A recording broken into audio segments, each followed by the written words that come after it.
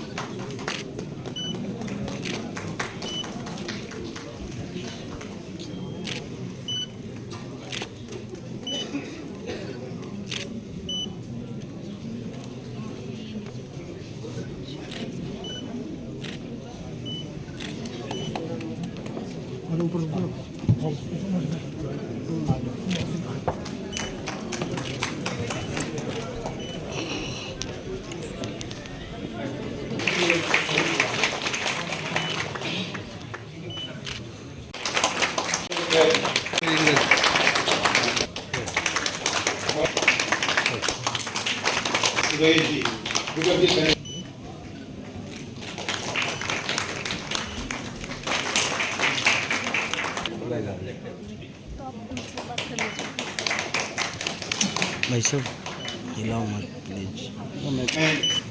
Raju sir उन्होंने कहा नीचे से उनके जवान आदमी आ रहे हैं, इनको कहा ऊपर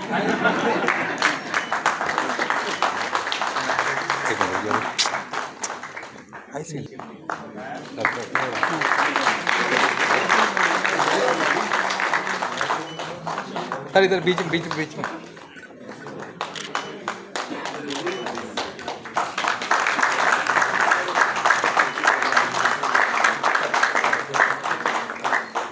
सर एक बार बीच सर बीच में आके बीच में आके आलोक जी इधर घूमिए।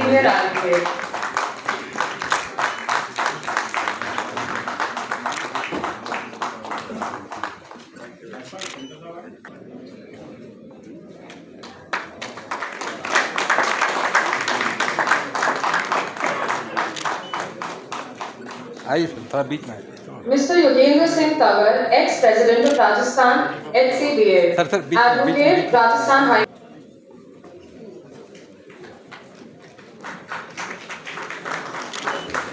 Sir Mr. Kuldeep Tyagi, 4 times president, Sadhana Bar Association, Meerut. Sir ये मेरिट से हैं, सर के बड़े खास थे, ये वहाँ के बाहर की चौथी बार हुई है।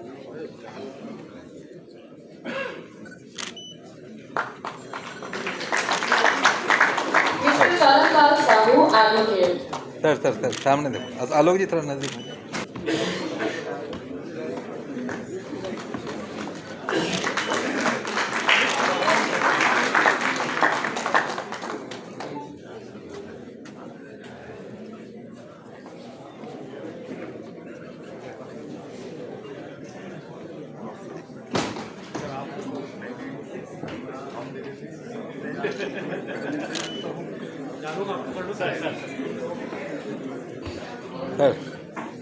Sir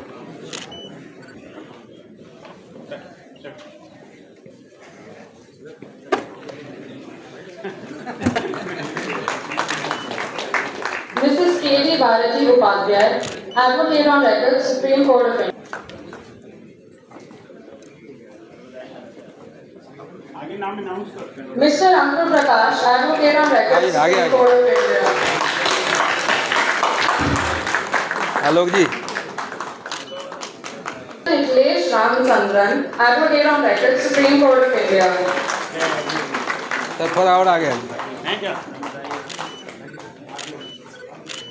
Mr. Shiv Sagar Tiwari, advocate, Supreme Court of India.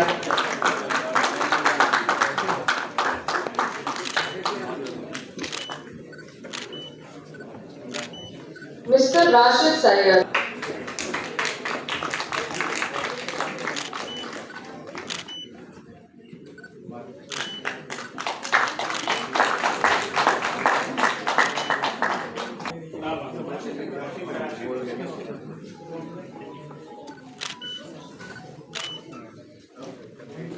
Alok जी सामने देखो।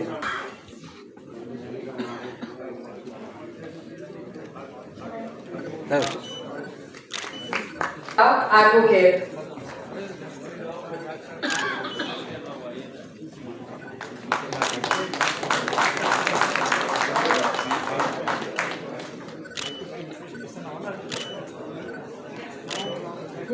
Naveen Kumar Mata, Advocate.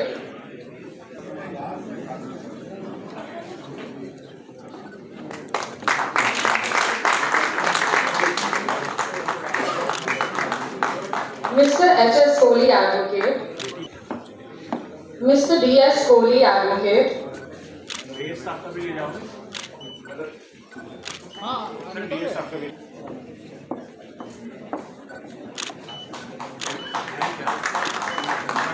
Mr. Shraddha will collect the award. Mr. Girish Chandra Mishra, Advocate. Mr. Sunil Sharma, Advocate. Mr. Sanjay Srivastav, Advocate.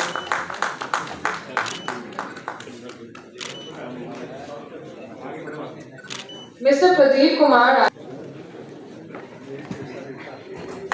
Mr. Sumit Kumar Manekala,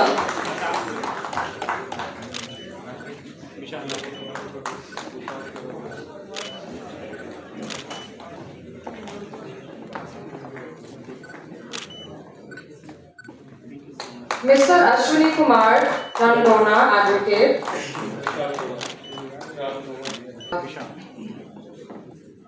Mr. Akshay Anand, Advocate.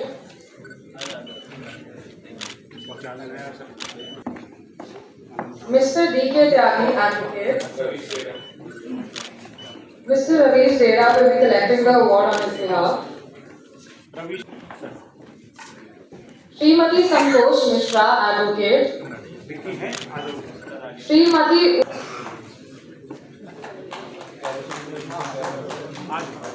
Mr. Vaibhav Mishra will be collecting the award on behalf of Srimati Santosh Mishra.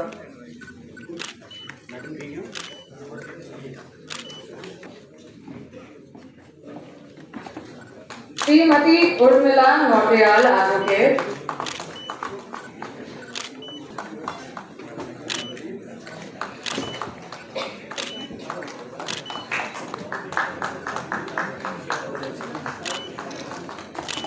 Mr. Ashkar Khan, Advocate.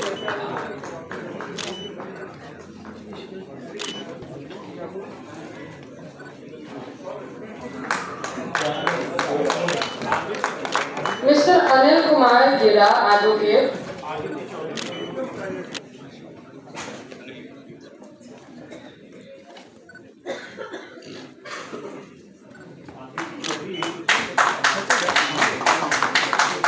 Mr. Aditya Kumar Chaudhary, AOR.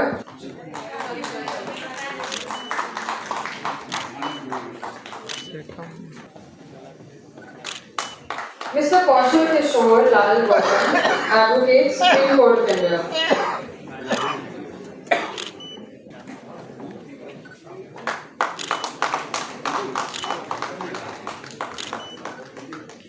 Mr. Madan Sagar, Advocate. Mr. Rahul Mohur, Advocate, Supreme Court of India.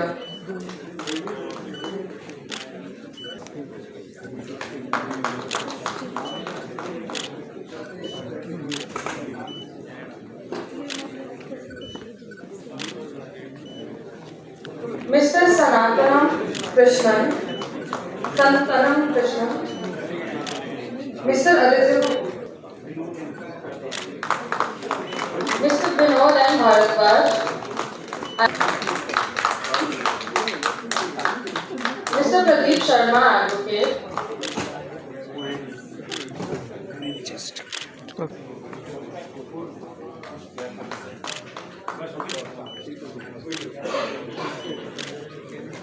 Thank you, sir, for presenting. Mishra sir और मेरे समस्त मोहसिन खान भाई और मेरे समस्त senior बंधुओं मित्रों, मेरी पत्नी को छोड़कर बाकी सब बहनें, क्योंकि वो है ना सभागार में। जानता तो मैं सर को तब से था, पहचानता तो मैं सर को तब से था जब 2002 सितंबर में हम लोग सुप्रीम कोर्ट के प्रांगण में आए थे, तो हम कॉरिडोर में उनको देखा करते थे, उनको समझा करते थे। केरला के गांव से आते हैं। आज तमाम भावनाओं के साथ आपके समक्ष हम कुछ कहना चाहेंगे। हम सब लोग जो गांव से आते हैं वो आम के उस अमोले की तरह होते हैं जो किसी जगह पे पड़े होते हैं, उनको कोई अच्छा माली मिल जाता है तो वो वृक्ष का स्वरूप ले लेते हैं, नहीं तो वो सूख कर मुरझा कर पत्थर बन जाता है।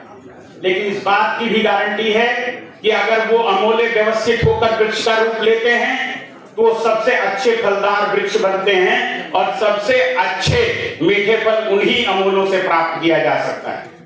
सर के साथ हम लोगों का सानिध्य हुआ, हम लोग उनके इलेक्शन में काम किए। इलेक्शन के साथ साथ हम जैसे छोटे कार्यकर्ता अधिवक्ताओं में हम लोग बहुत छोटे थे, उनके साथ काम करते करते हम उनका सानिध्य प्राप्त करते चले गए। तो हमें तो सर अर्जुन और कर्ण बनने का सौभाग्य तो नहीं मिला है, लेकिन इस गुरु द्रोणाचार्य का एकलव्य बनने का सौभाग्य जरूर मिला है, क्योंकि हमने उनको महसूस करके सीखा है, हमने उनको जान करके सीखा है।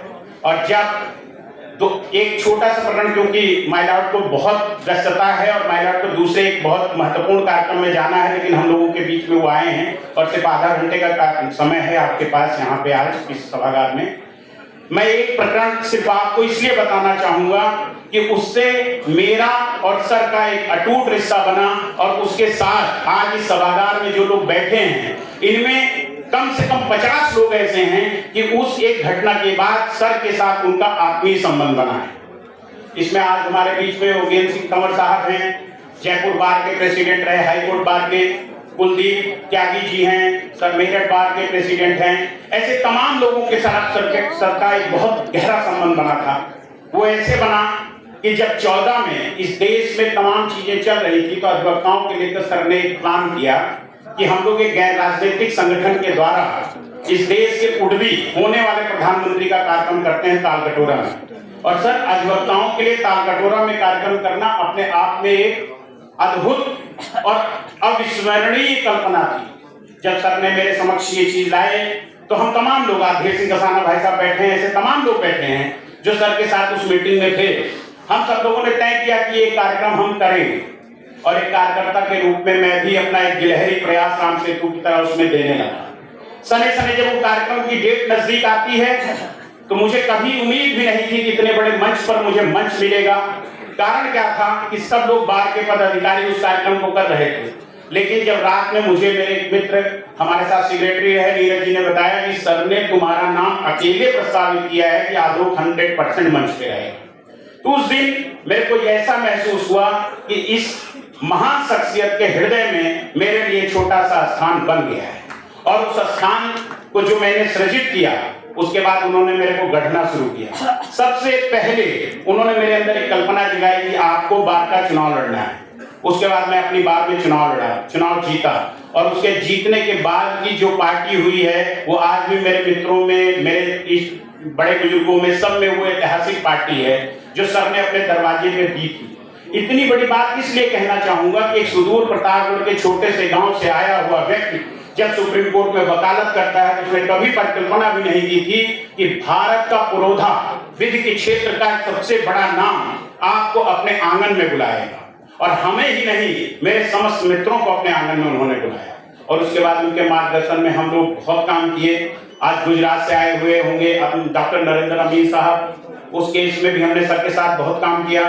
उसके बाद मित्रों, मैं राजनीतिक दल से भी जुड़ा था, तब जब सर की और उस राजनीतिक दल से थोड़ी बहुत खटास हुई, महानता के विषय में बताना चाहूंगा। तब जब मैंने कहा मैं पटियाला हाउस में आपके साथ पूरे मैटर में रहूंगा तो उन्होंने मुझे मना कर दिया कि तुम फलाने राजनीतिक दल में हो, मैं उसके खिलाफ मुकदमा कर रहा हूं, तुम वहां पे नहीं आओगे। ये व्यक्तित्व था उनका, ये विराट स्वरूप था उनका। मैं तो इतना ही कह सकता हूं कि वो अपने आप में एक संपूर्ण व्यक्तित्व थे।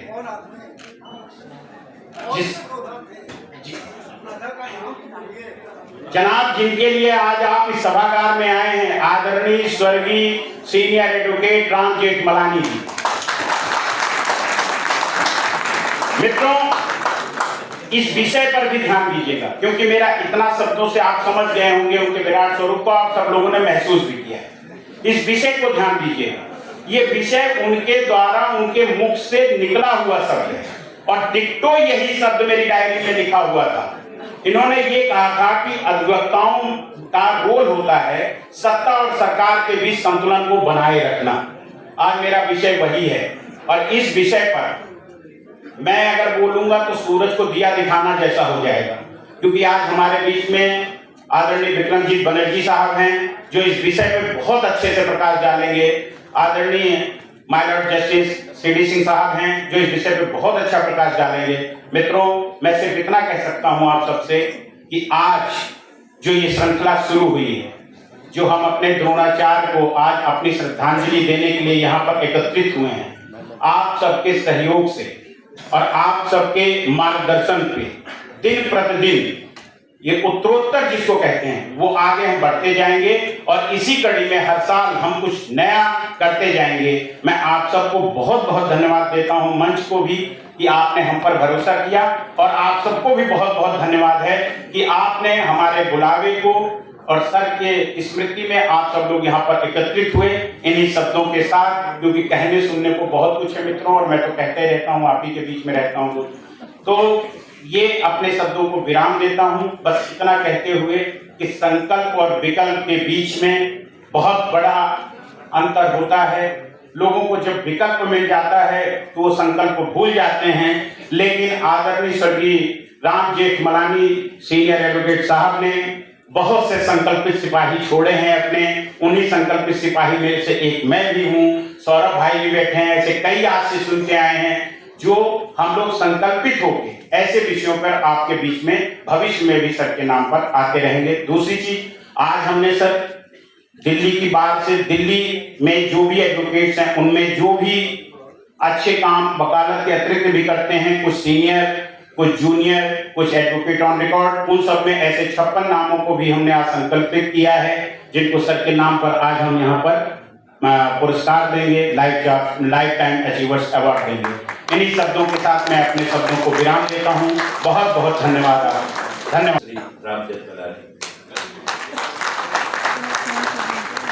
Today's National Symposium has been organized in the memory of the great legend, and the organizers have wisely picked up this theme, as Sri Jethmalani makes a great example of the same. As we all know, Sri Jethmalani was a renowned lawyer and a politician, but what most of us do not know is that he was a legal prodigy and obtained his LLB degree at the age of 17. स्वर्गीय राम जेठमलानी जी से बहुत पुराना था। उन्होंने, मैंने पहले बार राम जेठमलानी जी को देखा जब उन्होंने मुझे पढ़ाने के लिए आए थे नेशनल लॉ स्कूल में। वो रेगुलर नेशनल लॉ स्कूल जाते थे, पढ़ाते थे। तो 18 साल में मैं जब क्लास में बैठा था तो एक दिन ऑर्गेनाइज हुआ कि एक लेक्चर है और राम जेठमलानी जी आएंगे।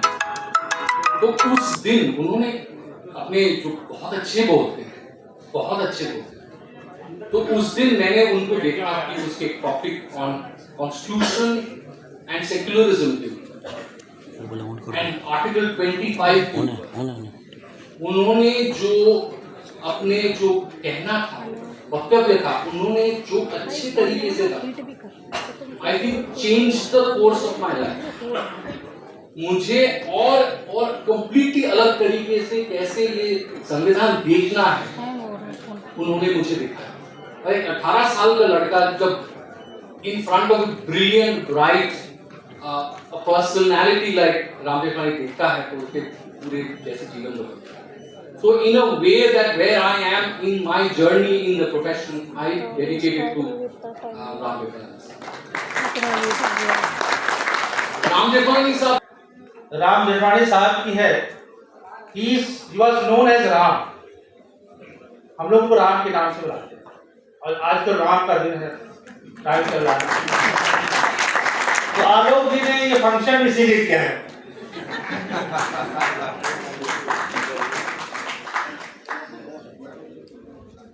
राम जेठमलानी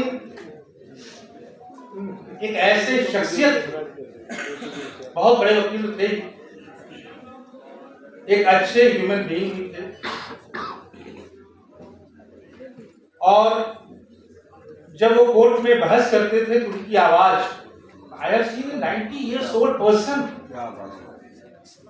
क्या क्लियर आवाज होती थी, क्लियर सब्जेक्ट होता था, क्लियर आर्गुमेंट्स होते थे। अगर कोई आदमी उनको न देखे, केवल सुने तो लगता था कि कोई 25-30 साल का आदमी जो है बहस कर रहा है। 1923 में उनका जन्म हुआ सिंध प्रांत। जैसे जस्टिस सिटी कुमार साहब ने कहा, 17 साल की उम्र में उन्होंने लॉ ग्रेजुएट किया। when Ram Jethmalani was the chairman of the Bar Council of India and Ranjit Mahanti was the vice chairman of the Bar Council. And by that time, 42nd Amendment to the Constitution was made. Judicial power of the courts were curtailed. Supersession of the judges has taken place. Ram Jethmalani was vociferous against emergency.